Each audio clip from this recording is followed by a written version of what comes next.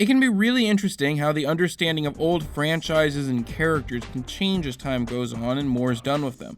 For example, I doubt that many people would recognize Captain Falcon as being from F-Zero at this point, instead of Super Smash Bros.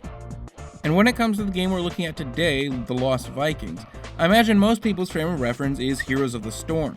But back in the SNES era, Blizzard was making games you would never even think to associate with them today. Of course, even by today's standards, Lost Vikings is a bit of an odd man out. Just glancing at all the screenshots, it appears to be a pretty standard 16-bit platform beat-em-up type game, an unremarkable relic of an era when those games were so common.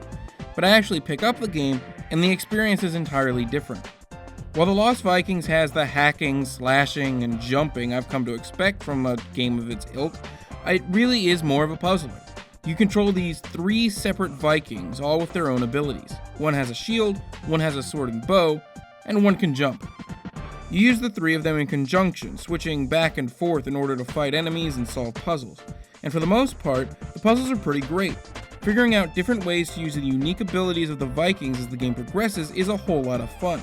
The problem is that it's a tedious process. A button press switches your control between the different characters, but you have to move each of them individually, meaning that if you want to move the whole group any significant distance, you'll have to do it for each of them, one by one. And while that tedium sucks and detracts from the gameplay pretty significantly, there's a much worse problem. Now, I wouldn't necessarily call The Lost Vikings hard, but it is extremely unforgiving. The game has no checkpointing, hell it doesn't even have a battery save, which means that some of the levels, which can be quite long, end up being an exercise in frustration. One minor slip up near the end will send you all the way back to the start of the level, and it happens a lot. On the one hand, it means that when you do eventually finish a level, you really feel like you've conquered it.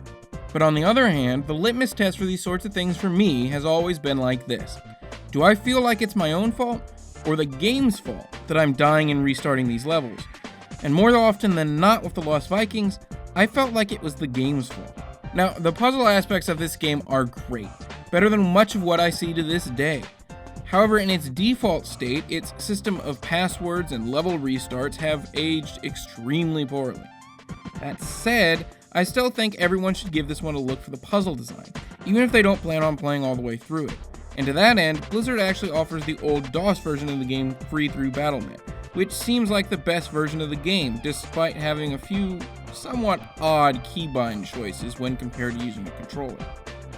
Every Monday, I look at a game that's at least 10 years old, what I would consider to be retro, and I see if it's held up today.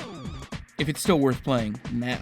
If you like that idea, be sure to subscribe so you can see my latest videos. If you like this review in particular, be sure to hit that like button, and thanks for watching.